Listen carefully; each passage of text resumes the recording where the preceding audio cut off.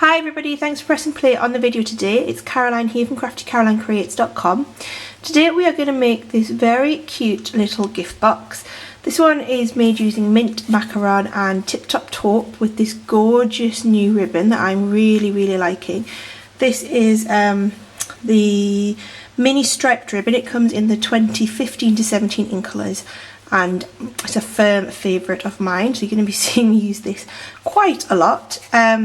And these swirly patterns, you probably remember I was very disappointed when Flowering Flourishes retired, because that was a real go-to stamp set of mine for these sort of elegant boxes. This is Falling Flowers, and this has quickly replaced Flowering Flourishes in my affections. So really like this set, and we're going to use this stamp today. I'll just show you how the box opens. Just tied it closed with a knot, which I'm now probably going to regret, but let's get that open. And it's actually quite cute, but it just opens up like this, so you've got quite a big space there to put some goodies in, and then it just folds down flat like that, and you can tie it back up. Should we try and tie it back up, and then we'll start making our own. But I think it's quite a cute little sort of unique gift box. It'll be really good for wedding favours. You could fill it with lots of chocolates or sort of traditional sugar almond. Can't get it to tie, so let's just get on with showing you how we make it.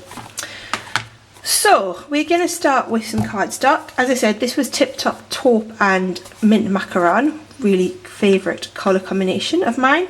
And this one we're going to try something a little bit different. Not sure how it's going to work, but let's see. So we are going to use a piece of cucumber crush cardstock that measures 8 inches by 8 inches square. And then we need some mats, so you need 4 of these mats. I've gone for Delightful Dijon, and let's see how the colour combination works. You need 4 coordinating colours mats. So I've got, lost my train of thought. Delightful Dijon mats. These measure 3 7/8 of an inch by 1 7/8 of an inch. And then I've got 4 mats of Very Vanilla cardstock that measure 3 3/4 by 1 3/4 of an inch. I'm going to start off with these mats and some stamping. So as I said, we're going to use that gorgeous swirly image from the new Falling Flowers stamp set.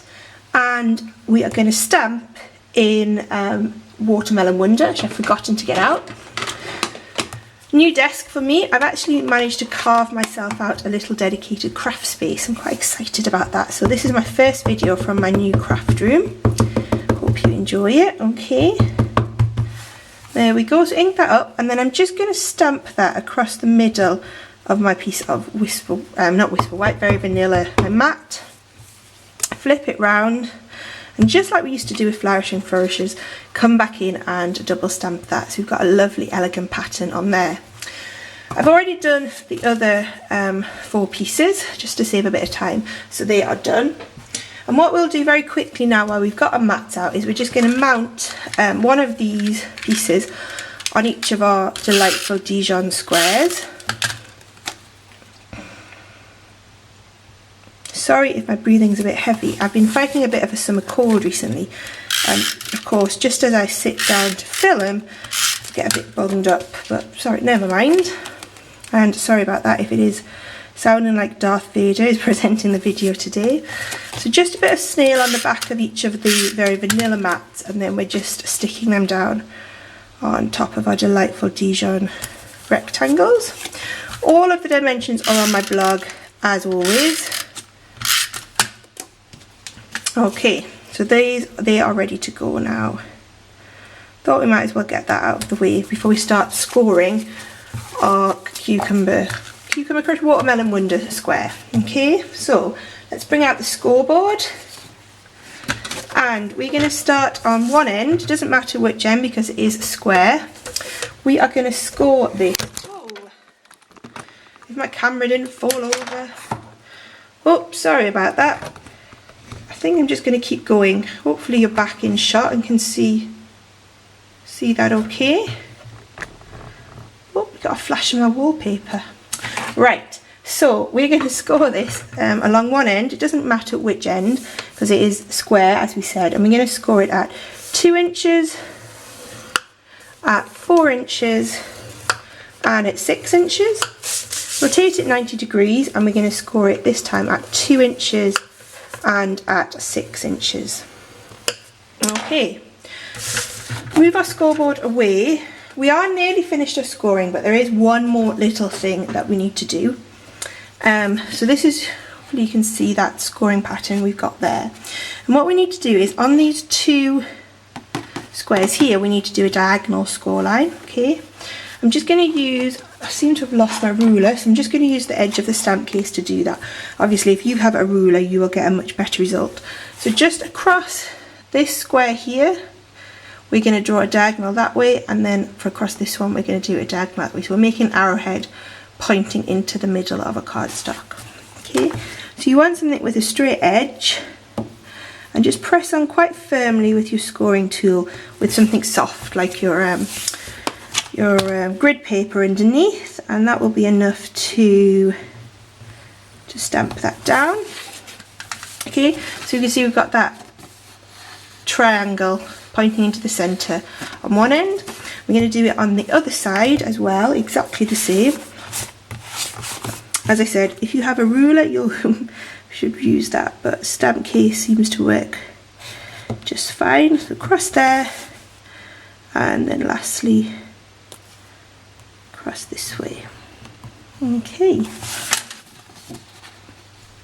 Okay, so now let's get our bone folder and do a little bit of scoring and burnishing. Another thing that seems to have disappeared in the last few minutes is my bone folder. Things are growing legs, but anyway, let's use the scoring tool from the envelope punch board to quickly fold and burnish along those score lines. So just doing the ones we did on the scoreboard initially. Okay, and don't forget the one across the middle. There we go. Okay, so nextly we need to do a little bit of cutting. So with our triangle, the pieces that have the triangles scored on them here, we are going to cut down this line and this line. Okay, so we're cutting towards the centre where our triangle is on all 4 corners.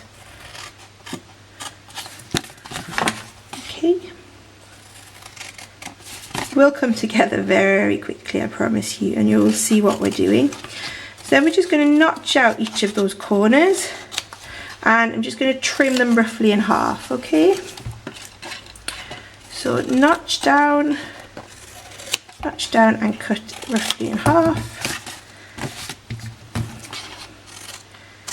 cut down and roughly in half, and the last one, notch out each of the corners and cut them in half. It just means when we fold it up we'll have a slightly less bulky box, which everybody loves. Okay, now we need to come to our these triangle bits, and what we need to do is fold these in towards the centre. Okay, so the easiest way to do that is to kind of fold it like that. Okay, and then get your bone folder in just to make sure you get a sharp crease there. By cutting these end bits first, it just makes it a little bit easier to do that. So again, maybe fold it in half, and then, oh, I've lost it again there, fold it in like that. Okay, so that your box goes out. And what you will find is that those bits then fold down into the middle. We'll do it on this side again if I can remember how I did it. What did I do? Is that going the right way? No, that's going the wrong way. Oh, I might have to remember how I did it on this side. There we go. So fold it in like out and down like that. There we go, got it. So fold it out and down. Let me do that, this last one, see if I can get this one right. So it's out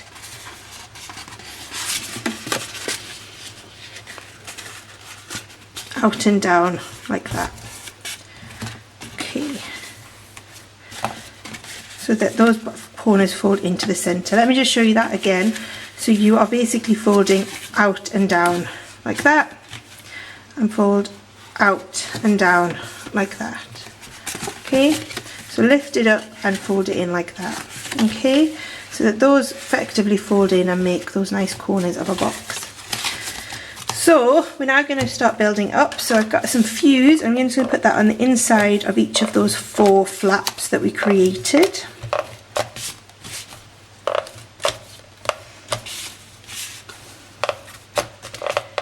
Okay, so fold that up and just press those corners together.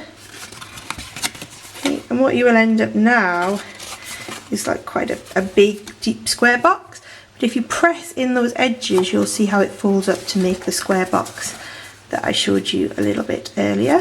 Okay, now we just need to add on our mats that we made a little bit earlier.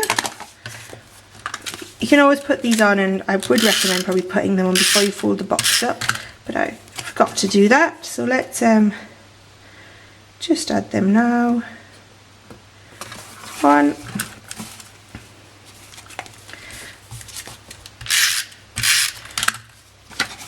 And these are just going on with some snail. Of course you can use Tombow, whatever you want.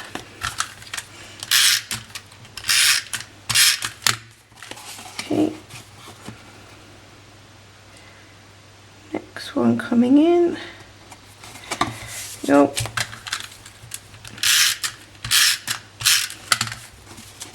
What do we think of the colour combination? I actually think it looks quite good. Wasn't one that I can say that I've tried before, but something instinctively told me that it would work. And we can see how that folds up really nice. All we now need to do is the closure. So I'm just going to hold it up to the bottom corner of my grid paper.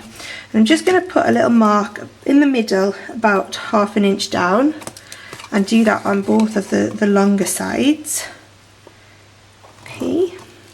And then I'm going to come in with my handheld punch, which is here. And I'm just going to push and punch out a hole. Now you do need to press quite hard to go through all 3 layers of cardstock now. And then I'm going to do the same on the other side.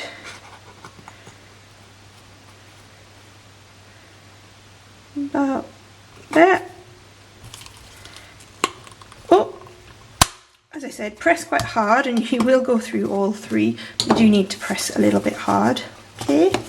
Then I'm going to bring in my delightful Dijon ribbon, which actually has, I think it has quite a goldy look to it, but it is really, I'm really loving this this mini striped ribbon. It is gorgeous. I had meant to send this out to everybody that shot with me last month as a sort of a ribbon share, but it actually only arrived to me a little bit late this week, so I didn't quite have time to do that. So just going to feed that ribbon through the 2 holes, feed it round like this. I'm going to cut off a little bit. I don't want to waste any of it because it is a gorgeous ribbon. And then I'm just going to tie that, as I had in the example I showed you, in a little flat knot. And then if we pull that straight, just cut off those tails. And there we go, what I think is a really beautiful, a really elegant box. It has a little bit of a different way of opening. Hope you enjoyed that. If you would like to order any Stampin' Up videos, any Stampin' Up products, please don't hesitate to get in touch. It'd be my pleasure to order them for you. Speak to you soon. Bye bye.